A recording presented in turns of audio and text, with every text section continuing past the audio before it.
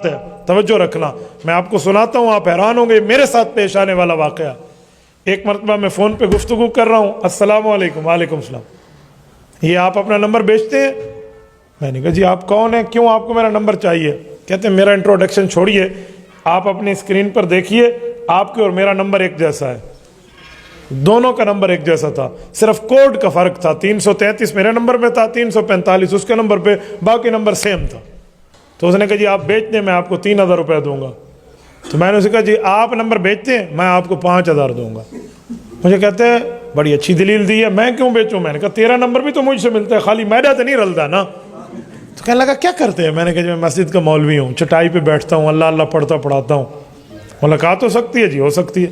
ملے بیٹھے گپ شپ لگی، مجھ سے پہلا سوال پوچھا، کہتے مجھے یہ بتائیں، ہر نماز میں ہم اللہ کو کہتے ہیں کہ یا اللہ ہمیں نبی کے راستے پہ چلا دے، تو آپ لوگ اس میں تھوڑی کنجوسی نہیں کرتے؟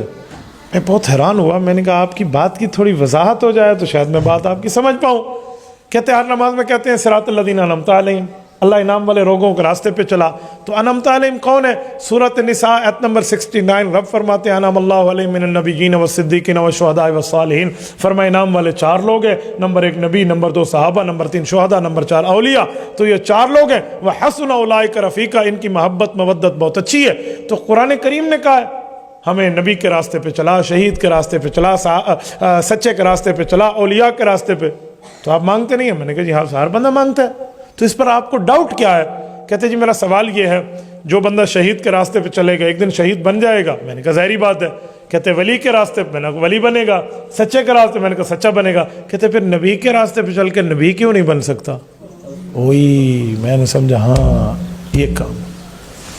میں نے کہا یار بات تو آپ نے بہت اچھی کی ہے، کہاں سے پڑھا ہے؟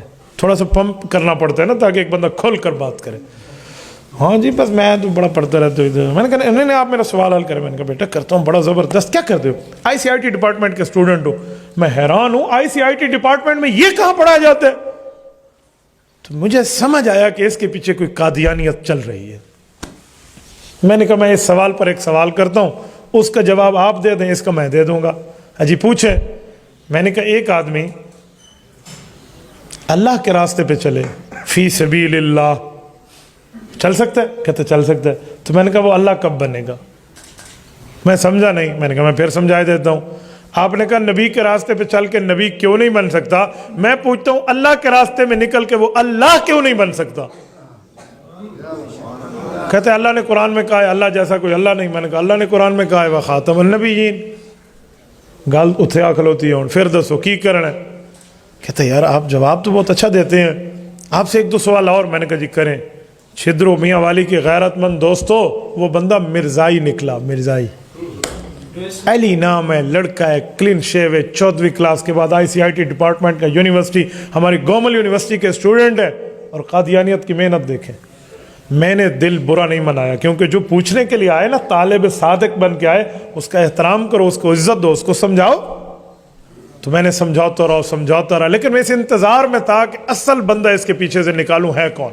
یہ تو کلین شیو لڑکا ہے، برگر فیملی سے ریلیٹڈ ہے، اس کا کیا واسطہ قرآن سے اور تفاسیر سے؟ وہ ایک دن سوالات پورے ہوتے گئے، جب سوالات پورے ہو گئے تو ایک سوال کا جواب ہو گیا، تو مجھے کہتا ہے سر ایک بات ہے۔ میں نے کہا جی۔ اسی دوران میں اس کے گھر گیا 2-3 دفعہ، وہ میرے گھر آیا، اپنی فیملی کو لے کر آیا، یعنی اس کی امی تھی۔ تو مجھے ایک دن کہتا ہے کہ سر اگر آپ کو میں اپنے ٹیچر سے ملا لوں تو۔ میں نے دل میں سوچا وَلِهَذَا الْيَوْمِ أَرْضَعْتُهُ، آج دن دیوار واسطے ماں میں کو کھیر پلایا آئی۔ میں نے کہا جی مجھے ملا دیں، بہت اچھی بات ہے، ملوں گا، لیکن ایک بات ذہن میں رکھنا، اس سے جو گفتگو ہو نا، اس کو میرا بائی نیم آپ نے تعارف نہیں کرانا کہ یہ فلاں ہے فلاں ہے، ویسے ملانا ہے کہ میرے ایک دوست ہیں فلاں۔ جی ٹھیک۔ اب جب میں گیا ملنے، کیسے ملنے گیا؟ سرمد قادیانیوں کا مربی ہے، ٹورنٹو کینیڈا میں بیٹھا ہے، آن لائن چیٹنگ ہو رہی ہے، کمپیوٹر پر انٹرنیٹ کے ذریعے بیٹھ کر اور گفتگو چل رہی ہے، وہ وہیں سے پڑھاتا ہے، یہ ڈیرہ اسماعیل خان میں بیٹھ کے اس سے پڑھ رہا ہے۔ قادیانیت کی محنت دیکھیں۔ ہم سمجھتے ہیں بکافر اقلیت قرار آ گئے تو کھاتا موک گیا، نہ بابا نہ، بات پوری ہے۔ سوال جواب شروع ہے، اور اس کی محنت دیکھو، اس کے ساتھ پرنٹر پڑا ہوا ہے، وہ وہاں سے کہتا ہے تفسیر ابن کثیر کی 3 جلد کے صفحہ فلاں پر، یوں کلک کرتے ادھر سے تفسیر ابن کثیر کا وہی صفحہ پرنٹ ہو کے آ جاتا ہے۔ میں بہت حیران ہوا، میں نے کہا جی واہ.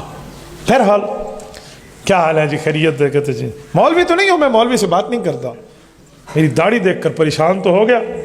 ٹھیک ہے، وہ شاہ صاحب گیلانی شاہ صاحب کہتے نہیں ہیں، دیکھ کر داڑھی میری تو مجھے ملا نہ سمجھ، ہاں میرے سر پر میری ٹوپی کے اضافے کو نہ دیکھ، ظاہری حلیہ میرا دیکھ کے پریشان نہ ہو، میرے مضمون کو پڑھ میرے لفافے کو نہ دیکھ. تو میں نے اسے کہا کہ ماشاءاللہ بس تبلیغ کی برکت ہے، اللہ پاک نے تبلیغ والوں کے ساتھ جوڑا ہے. تو جوڑا تو ہے، میرے 4 ماہ لگے الحمدللہ، جنت دی ٹکٹ تو میں بھی کی تھی بدل، تو بات تو غلط نہیں تھی. تو اس نے کہا اچھا بس ٹھیک ہے پھر آپ سے بات ہو سکتی ہے. میں نے کہا جی کر لیں. ماشاءاللہ بات شروع ہوئی. مجھے کہتے ہیں my dear what is the definition of messenger? تھوڑی وضاحت کریں گے کہ نبی کون ہوتے ہیں، آپ کے مائنڈ سیٹ میں کیا چل رہا ہے، نبی کسے کہتے ہیں؟ اب نبی کسے کہتے ہیں؟ علماء نے لکھا ہے کہ نبی میں کچھ چیزیں ہیں.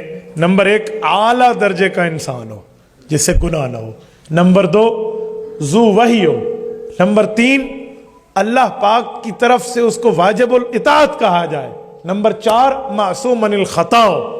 یہ چیزیں ہوتی ہیں. قاضی محمد اعلیٰ تھانوی رحمہ اللہ نے اس پہ کلام کیے. اس کے ذہن میں تھا میں یہی چیزیں بتاؤں گا جو یوں ہوتا ہے، یوں ہوتا ہے، یوں ہوتا ہے، تاکہ وہ مرزا قادیانی پہ فٹ کر کے کہہ سکے مرزا ہی اللہ دے طرف ہوئے تھے، ذو وحی ہے اور فلاں ہے فلاں. میں نے یوں نہیں کیا. میں نے آپ کو کہا نا کہ جب بندہ اللہ کے لیے کام کرے تو رب ذہن کھولتے. شروع میں اس کی دلیل دے رہا ہوں. میں نے اسے کہا نبی کی تعریف تو بہت آسان ہے. وہ کیا؟ میں نے کہا نبی اس اعلیٰ درجے کے انسان کا نام ہے جس نے معراج کی رات ہمارے نبی پاک کے پیچھے بیت المقدس میں نماز پڑھی ہے. نہیں سمجھے؟ معراج کی رات ہمارے نبی پاک کے پیچھے جس اعلیٰ درجے کے بڑے انسان نے نماز پڑھی ہے نا، اس کا نام نبی ہے. فوراً مجھے کہتا ہے یہ تعریف کہاں لکھی ہوئی ہے؟ میں نے کہا میرے بھائی چھوڑیے تعریف کہاں لکھی ہوئی ہے، لکھی ہوئی باتیں تو بہت سی پہلے بھی تھی، آپ نے کون سی مانی ہے؟ دس میری یہ تعریف کیڑی آیت دے خلاف ہے؟ یہ بتاؤ میری یہ تعریف شریعت میں کس جگہ سے ٹکراتی ہے؟ وہ آیت حدیث پڑھ دے میں اپنی تعریف واپس لے لوں گا. لکھی شکی لگالیاں چھوڑ. اب آیت حدیث تو اس سے نہ ہوئی، نقض کیا، اعتراض کیا، آبجیکشن کیا. کہتا ہے ایک بات کروں؟ میں نے کہا جی ہاں. آپ پھنس گئے ہیں. میں نے کہا پھنس گیا ہوں؟ کہتے ہیں آپ پھنس گئے. میں نے کہا ذرا پھنسائیں. نہیں آپ پھنس گئے. میں یہاں ایک سمجھانے کے لیے جملہ بولتا ہوں. یہ جو لوگ علماء دیوبند کو کہتے ہیں نا کہ آپ پھنس گئے ہیں، میں ان کو سمجھانے کے لیے ایک جملہ کہتا ہوں کہ اہل حق کو اللہ پاک نے علم بھی دیا ہے، فضل بھی دیا ہے، عقل بھی دی ہے. اس دھرتی پر کسی ماں کی پیٹ میں وہ بیٹا نہیں جنا گیا جو علماء دیوبند کو دلیل کی دنیا میں پھنسا جائے.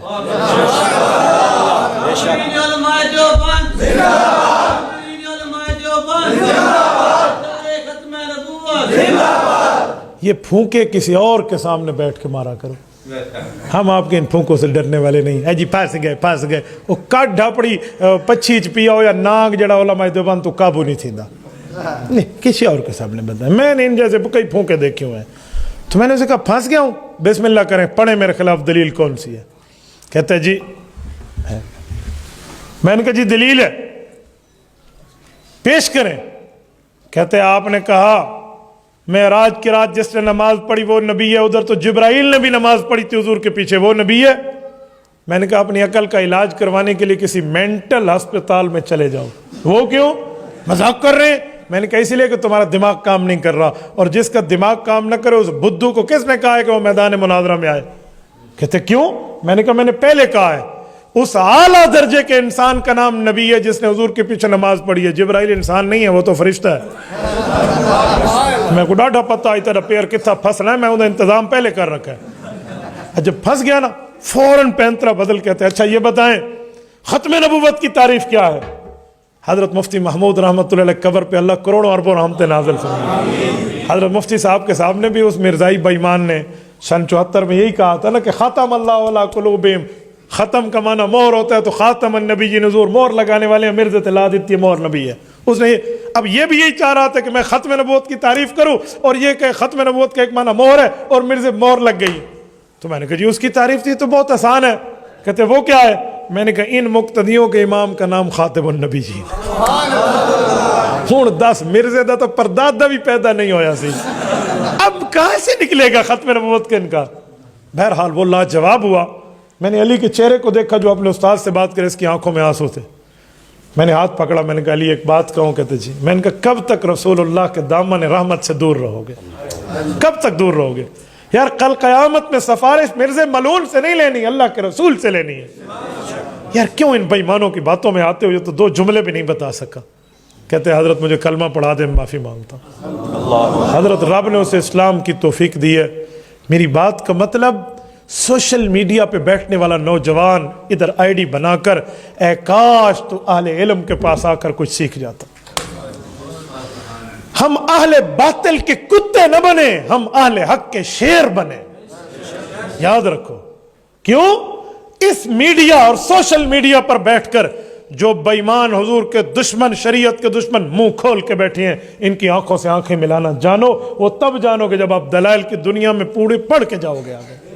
تو کم از کم آئی ڈی ہولڈرز کو میں کہوں گا خدا کے لیے کوئی 3 دن نکال کے ختم نبوت کورس کر لیا کرو، تاکہ تمہیں پتہ چلے چور کون ہے، چوکیدار کون ہے.